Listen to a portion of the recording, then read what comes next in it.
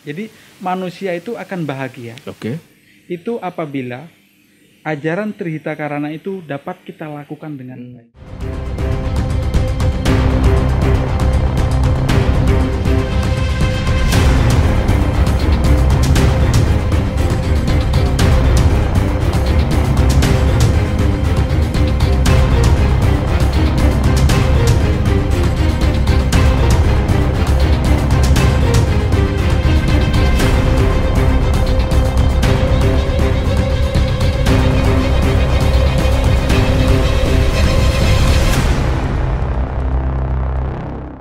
Assalamualaikum warahmatullahi wabarakatuh. Selamat sore dan salam sejahtera untuk kita semua. Saya ingin menyapa dulu sahabat kerukunan di Kalimantan Barat, dan tidak lupa saya ingin menyapa seluruh pengurus dan anggota Forum Kerukunan Umat Beragama di Provinsi Kalimantan Barat dan di 14 kabupaten kota. Selamat datang kembali dengan dialog kerukunan bersama tokoh agama. Kebetulan hari ini kita akan berbincang-bincang dengan salah satu tokoh agama perwakilan PHDI. PHDI itu singkatan dari apa, Mas Sugeng? Parisade Hindu Dharma Indonesia. Parisade Hindu Dharma Indonesia. Dengan Mas Sugeng ya. Iya. Terima kasih loh Mas Sugeng sudah datang di sini, dan kita mungkin akan ngobrol-ngobrol seputar bagaimana menjaga dan merawat kerukunan, perdamaian di negeri tercinta kita, Mas Sugeng ya, yang bernama Indonesia. Kebetulan hari-hari ini kita masih belum masih hangat-hangat menikmati peringatan kemerdekaan Indonesia yang ke 75 tahun. Udah tua juga masa kita masih 75 tahun, udah senior tuh kalau usia manusia sudah senior. Tapi sebagai bangsa yang bertumbuh selalu ditemukan persoalan-persoalan, masalah-masalah. Nah, di antara masalah-masalah yang sering kali muncul di tengah-tengah kita itu, terutama masalah-masalah sosial, itu seringkali berpotensi untuk memicu ya katakanlah perpecahan dan lain-lain. Karena itu kita perlu mendorong terus bagaimana membangun kerukunan. Ada persoalan-persoalan radikalisme dan lain-lain ya. Dan itu sebagai sebuah tidak hanya persoalan nasional, tapi juga itu bisa jadi menjadi persoalan dunia, menjadi persoalan global. Nah, kita ingin dapat pencerahan dari Mas Sugeng dari perspektif Hindu. Kira-kira bagaimana ajaran Hindu di dalam merespon bagaimana membangun kerukunan di internal umatnya sendiri, dan terutama bagaimana membangun kerukunan antar umat beragama. Mas Sugeng. Iya, terima kasih Pak atas kesempatan yang diberikan kepada kami. Saya mewakili Parisade Hindu Dharma Indonesia Provinsi Kalimantan Barat. Kebetulan Bapak Ketua kami sedang tidak bisa hadir karena beliau sedang melaksanakan swadharmanya memimpin upacara di Bali. Oleh sebab itu beliau menunjuk saya untuk mewakili beliau dalam kesempatan hari ini. Kemudian kalau kita lihat permasalahan-permasalahan bangsa kita ini, walaupun tadi dikatakan usianya 75 tahun, sudah senior, itu kalau manusia. Tetapi kalau dari segi usia suatu negara, bahwa 75 tahun itu adalah usia yang sangat masih muda, masih proses penggarapan di mana perlu adanya penanaman baik itu penanaman dari segi moralnya maupun pembangunan dari segi fisiknya. Oleh sebab itu, maka kalau kita lihat apa yang telah bangsa kita lakukan atau anak bangsa lakukan terhadap mengisi kemerdekaan itu, kalau kita lihat kurangnya ya pasti masih banyak kurangnya. Tetapi kalau kita melihat hasilnya juga sudah banyak hasilnya. Tergantung bagaimana kita bisa mensyukuri itu. Kemudian yang kedua Pak, bagaimana kita bisa menanamkan kesadaran terkait kepada umat kita supaya bisa mencintai bangsa Indonesia dengan sepenuh hati. Yang pertama yaitu tentang bagaimana kita bisa menanamkan pendidikan agama dan keagamaan di keluarga kita, di umat kita. Nah, pendidikan itu akan membentuk karakter sehingga tidak mudah terpengaruh oleh paham-paham yang mungkin tidak diinginkan oleh bangsa ini, yaitu perpecahan-perpecahan, kemudian adu domba dan lain sebagainya. Jadi intinya bagaimana sekarang lembaga agama itu bisa menanamkan ajaran-ajaran agama itu dengan sebaik-baiknya kepada umat dan masyarakat yang ada di Nusantara ini. Kira-kira itu, Pak. Iya, dan itu memang kadang-kadang antara persatuan dan perpecahan itu perpecahan mungkin sesuatu yang nggak kita kehendaki, Mas Sugeng ya. Tapi kadang-kadang secara sosial itu selalu berdampingan antara kerukunan dan perpecahan itu sesuatu yang berdampingan. Nah, apalagi sekarang kita masuk di era dunia baru, Mas Sugeng. Dunia di mana sirkulasi narasi itu tidak hanya terjadi secara offline, tapi sirkulasi bahkan kontestasi bahkan ya, itu juga terjadi secara online. Dan bahkan sekarang mungkin lebih dahsyat lagi bagaimana orang bertarung wacana di sosial media ya. Dan itu nggak terkontrol siapa yang bicara, siapa yang nulis, dan seterusnya. Nah, ini menyikapi persoalan-persoalan disharmonisasi di dunia maya ini, di sosial media ini. Bagaimana Mas Sugeng menyampaikan ajakan untuk terutama generasi muda, generasi milenial nih? Iya, baik. Jadi kalau kita menghadapi permasalahan-permasalahan yang sifatnya lebih ke media online tadi, di mana kalau kita sudah meyakini kalau di dalam konsep Hindu itu adanya hukum karma. Hukum karma. Terus saya sering juga mengucapkan itu ya. Karma. Jadi hukum karma itu adalah hukum sebab akibat dari perbuatan kita. Oh, hukum karma itu sebab dan akibat ya. Kalau dalam hukum karma itu disebut dengan karma pala. Karma pala. Karma itu artinya perbuatan, pala itu artinya buah. Kemudian pala itu buah. Pala itu buah. Jadi karma pala atau yang disebut dengan hukum karma itu adalah buah dari perbuatan yang kita lakukan. Ya. Jadi kalau kita menanam padi, maka padilah yang akan kita. Nggak mungkin nanam padi tumbuh salak gitu. Iya. Tapi harus dirawat juga. Nah, kemudian kalau kita menanam benalu atau racun, maka racun pula yang akan kita nikmati. Itu baru logis ya. Logis. Ya. Jadi apa yang kita tanam itu yang kita tuai. Iya. Jadi menggunakan sosial media juga seperti itu. Ya.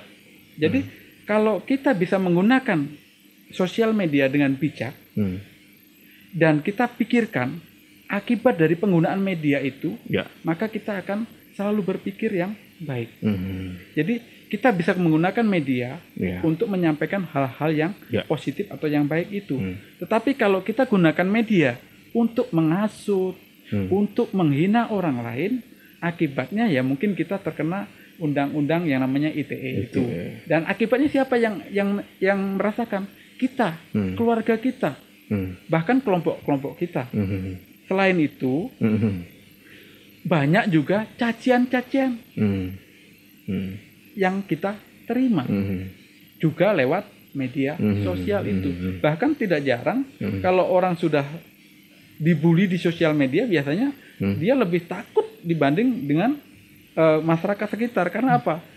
Media begitu di-upload, maka kita akan menyebar ke seluruh dunia dan dunia tahu baik itu yang buruk yang kita lakukan tadi maupun yang jelek yang kita lakukan. Kira-kira itu. Jadi karma lah yang akan kita bicarakan supaya kita tetap berpedoman pada karma-karma yang baik. Sebenarnya Mas Sugeng kalau di dalam ajaran Hindu itu yang paling fundamental itu ajaran tentang apa, Mas Sugeng? Maksudnya fundamental? Maksudnya fundamental itu ajaran yang paling inti. Kalau misalnya di dalam Katolik itu kan kasih misalnya. Kasih itu menjadi keyword paling kunci di dalam keseluruhan doktrin Katolik misalnya. Kalau dalam Hindu ini apa? Kalau di dalam konsep Hindu, ajaran utama atau tujuan kita mengikuti ajaran agama Hindu adalah moksartam jagadita yacha iti dharma. Ulangi Mas Sugeng, saya mau ikut dong. Ya. Ini ya. Moksa artam jagadita yacha iti dharma. Apa itu? Artinya adalah kita mencapai kehidupan sejahtera di dunia. Oke. Dan akan mencapai kehidupan yang abadi atau moksa setelah kita meninggal. Jadi tujuan hidup orang Hindu yaitu dia sejahtera hidup di dunia, sejahtera baik itu lahir maupun batin, dan nanti setelah kita meninggal atau kita wafat, kita akan bisa mencapai moksa atau kehidupan yang abadi. Apa itu kehidupan yang abadi? Kehidupan yang abadi bukan artinya kita hidup abadi di dunia, tetapi kita kembali ke asalnya. Kalau dalam konsep Hindu, setiap manusia hidup itu memiliki atma. Atma adalah bagian kecil dari Brahma atau Brahman. Jadi semua makhluk hidup yang ada di alam semesta ini dia memiliki atma, dan atma itu bagian daripada Brahman, bagian dari Tuhan. Maka tatkala kita meninggal, atman kita itu akan menuju ke sumbernya. Jadi badan kita ini bukan kembali dalam bentuk badan kita, tetapi atmannya. Kalau mungkin bahasa lain itu rohnya yang akan kembali ke asalnya, tetapi badan kita unsurnya dari unsur panca mahabhuta, dari unsur tanah, air, api, teja, dan akasa itu akan kembali ke asalnya masing-masing. Itu ini ya agak mirip-mirip dengan keyakinan agama-agama lain ya. Misalnya kalau di dalam Islam nih keyakinan saya Mas Sugeng, itu kan ada doa sapu jagat namanya, atau yang sering dilafatkan orang, Robbana atina fid dunya hasanah wa fil akhirati hasanah wa qina adzabannar. Itu maksudnya kehidupan dunia dan kehidupan nanti itu, di sini dan di sana itu sebagai sebab akibat. Kalau di dunianya hasanah, moksanya kalau di dalam ajaran Hindu, atau akhirat kalau di dalam keyakinan Islam itu adalah akibat dari apa yang dilakukan di sini, di sana. Ada persamaan nilai-nilai doktrin ya, ada kesadaran spiritual seperti itu ya. Nah terus ini Pak Sugeng, ini kan kita bicara kerukunan nih.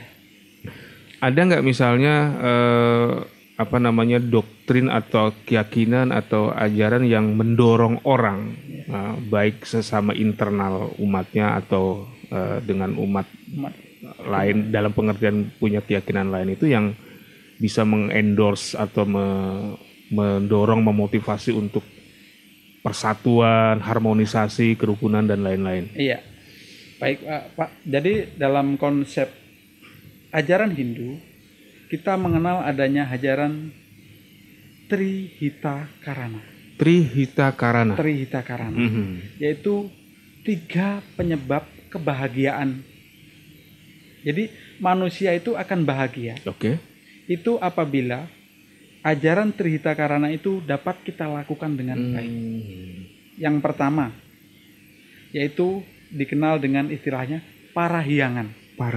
Ya, parahyangan. Artinya parahyangan itu jadi istilah agama dari Hindu. Parahyangan itu hyang berasal dari kata hyang, yang artinya Tuhan. Jadi manusia akan hidup bahagia apabila dia dapat berkomunikasi dengan baik dengan Tuhannya, dapat melaksanakan peribadatannya dengan baik, menjalankan ajaran agama dengan baik, maka dia akan hidup damai. Jadi kalau ada orang galau, Pak. Ini kayak dosen galau jadi. Curhat ke teman, takut temannya ngomong ke orang lain, maka kita cukup mengadu kepada Tuhan kita. Lega kita. Ada tempat curhatan hati yang bisa kita secara vertikal ya. Secara vertikal dengan Tuhan. Kemudian yang kedua, dikenal dengan pawongan.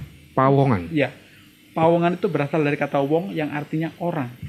Jadi kita akan bisa hidup bahagia apabila kita bisa menjaga hubungan yang harmonis sesama manusia. hablum minanas kalau di dalam Iya, Islam. mungkin seperti itulah karena saya juga tidak belajar agama Islam. Jadi mungkin kalau dalam konsep Hindu kita harus bisa menjaga hubungan yang harmonis dengan manusia tanpa melihat latar belakang, Tanpa melihat latar belakang, suku, budaya, tradisi, bahasa dan lain sebagainya. yang penting dia manusia. Karena dia sama-sama ciptaan Tuhan, Makhluk. memiliki atma yang sama dengan kita. Ya, jadi selain itu, kalau kita menjaga hubungan yang harmonis sesama manusia, kita mengenal adanya tatwamasi, ajaran cinta kasih. Jadi ajaran cinta kasih dalam konsep Hindu disebut dengan tatwamasi. Engkau adalah aku adalah engkau. Apa artinya? Bahwa setiap manusia yang bersumber dari yang sama, sudah barang tentu memiliki pemikiran yang sama, rasa yang sama, ingin dihormati, ingin dihargai, ingin disayangi. Tetapi juga marah kalau dihina, marah kalau dibenci, marah kalau dicaci. Nah, sekarang kalau kita mau dihargai, maka jangan pernah mencaci orang. Kalau kita ingin menghormati, ingin dihormati, maka kita juga harus bisa menghormati orang. Kalau kita tidak mau sakit, jangan menyakiti orang. Itu ajaran tentang tatwamasi. Sederhana yang sebenarnya. ada hubungannya dengan ajaran Pawongan tadi. Pawongan. Iya. Jadi kalau orang lain beragama melaksanakan ajaran agama, ya jangan dihina. Memang itulah agamanya, keyakinannya seperti itu. Jadi jangan melihat, oh ngapain kamu beragama?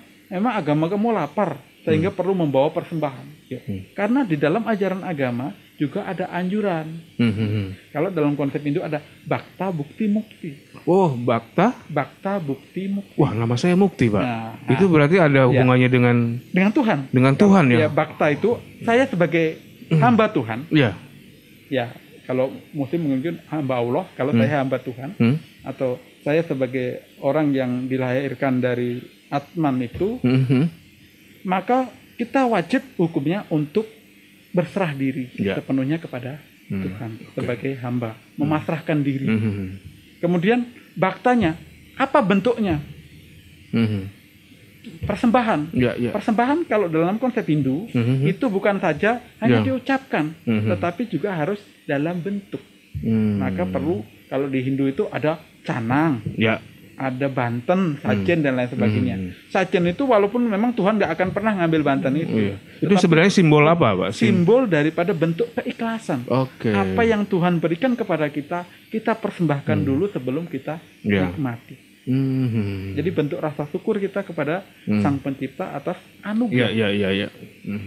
Nah, kemudian yang terakhir mukti. Ini membahas nama saya nih, Pak. Ya. Jadi kalau mukti itu bentuk penyatuan diri kita kepada Tuhan. Jadi setelah kita sebagai hamba menyerahkan diri, memberi persembahan, maka dengan rasa tulus ikhlas saya ingin menyatu, ingin intinya ingin kembali berserah kepada Tuhan kita. Atau yang witiwasa. Jadi mukti itu menyatunya segala perbuatan kita fokus dengan kepada Tuhan. Kepada Tuhan. Wah, luar biasa nama saya ini dalam konsep Hindu. Itu. Jadi itu yang kedua dari Trihita Kaham. Kemudian yang ketiga disebut palemahan. Lemah tanah ya. Tanah, alam semesta. Jadi manusia tidak bisa hanya berbicara dengan Tuhan, tidak hanya bisa menjaga hubungan yang harmonis dengan Tuhannya, tidak hanya bisa menjaga hubungan yang harmonis dengan sesama manusia, tapi juga harus bisa menjaga hubungan yang harmonis dengan alam semesta. Hewan, tumbuh-tumbuhan gitu ya. Termasuk di dalamnya hewan dan tumbuh-tumbuhan. Karena kalau kita tidak bisa menjaga alam, alam juga akan murka kepada kita. Contoh, hutan yang ada ini kita tebas semua. Nebang kayu sembarangan. Illegal logging. Banjir, satu, panas, dua. Iya. Kemudian nanti oksigennya nipis dan lain sebagainya. Climate change dan lain-lain. Pokoknya banyak hal yang akan terjadi. Belum lagi mungkin wabah-wabah penyakit akan mudah datang. Karena tanpa ada halangan dari yang tadinya diserap oleh oleh semesta, alam karena ulah manusia, sehingga kita tidak mampu untuk bertahan. Jadi selain menjaga hubungan yang harmonis dengan Tuhan, dengan manusia, maka menjaga alam juga wajib hukumnya di dalam konsep ajaran agama Hindu itu. Itu 3 in 1 ya, hubungan manusia dengan sesama manusia, manusia dengan Tuhan, manusia dengan manusia, dan manusia dengan alam semesta. 3 in 1 terintegrasi itu ya, satu kesatuan yang tidak bisa dipisahkan satu sama lain sebagai bentuk penyebab kebahagiaan kita. Nah ini yang terakhir nih Mas Sugeng. Iya. Saya sebenarnya pengen lama-lama nih. Iya. Ini kita bicara dalam konteks lokal nih, Kalimantan Barat. Ini kan tahun ini kalau tidak salah itu kan kita akan melaksanakan pesta demokrasi ya, pilkada langsung. Kalau nggak salah ada 7 kabupaten ya, 7 kabupaten akan melangsungkan pesta demokrasi ya. Itu biasanya dalam momen-momen politik seperti itu selalu saja ada irisan-irisan atau semacam narasi-narasi gitu ya, yang berkaitan dengan etnisitas, agama dan lain-lain untuk dalam rangka mencari simpati dan lain-lain, dan suka muncul gesekan-gesekan. Nah, apa yang Mas Sugeng bisa sampaikan dan anjurkan untuk umat Hindu terutama dan umat agama-agama yang lain? Baik, kalau kita lihat bahwa di tahun ini kita akan menyelenggarakan pemilu kada, karena kalau pemilu presiden tahun yang lalu, gubernur juga tahun yang lalu, maka tahun ini ada beberapa daerah yang akan melaksanakan pesta demokrasi. Dan bagaimana kita bisa menangkal adanya kampanye hitam ya, katanya seperti itu. Black campaign. Black campaign yang menggunakan narasi-narasi memecah belah dengan harapan mendapat simpati dari masyarakat. Jadi sekarang sesungguhnya kita perlu menanamkan kepada masyarakat Kalimantan Barat yang sedang melaksanakan demokrasi bahwa di Nusantara ini, di Indonesia ini, kita adalah negara hukum, di mana apapun bentuknya, kalau kita memiliki bukti yang kuat, maka dapat kita ajukan ke ranah hukum. Kemudian kita jangan mau terprovokasi dengan hal-hal yang negatif tadi, karena kita yakini kita boleh beda pilihan, boleh beda keyakinan, boleh beda warna, tetapi kita tetap satu, yaitu bangsa Indonesia yang kita berjuang dari wilayah kita masing-masing, dari kabupaten kita. Jadi kita harus bisa menjaga kerukunan di wilayah kita, sehingga kerukunan ini bisa menyebar sampailah ke rasa persatuan yang ada di bangsa ini. Kalau kita di daerah sudah pecah, kemudian nanti akan menyebar sampai ke Indonesia, sehingga Indonesia yang kita cita-citakan menjadi negara yang guyup rukun, persatuannya kita jaga, akan terpecah dengan adanya perbedaan pandangan politik. Baik. Terima kasih loh Mas Sugeng sudah membersamai kita di kesempatan hari ini. Saya juga ingin mengucapkan terima kasih, dan jangan lupa untuk seluruh sahabat kerukunan di Kalimantan Barat, para pengurus dan anggota FKUB Provinsi Kalimantan Barat, dan anggota dan pengurus FKUB di 14 kabupaten kota. Jangan lupa untuk nonton dialog ini di 3 channel YouTube sekaligus. Pertama, channel YouTube FKUB Provinsi Kalimantan Barat, channel YouTube di Kementerian Agama Wilayah Kalimantan Barat, dan di IAIN Pontianak. Dialog ini merupakan hasil kerjasama dari FKUB Provinsi Kalimantan Barat, IAIN Pontianak, dan Kantor Kementerian Agama Wilayah Kalimantan Barat. Terima kasih. Assalamualaikum warahmatullahi wabarakatuh. Selamat sore dan salam sejahtera untuk kita semua.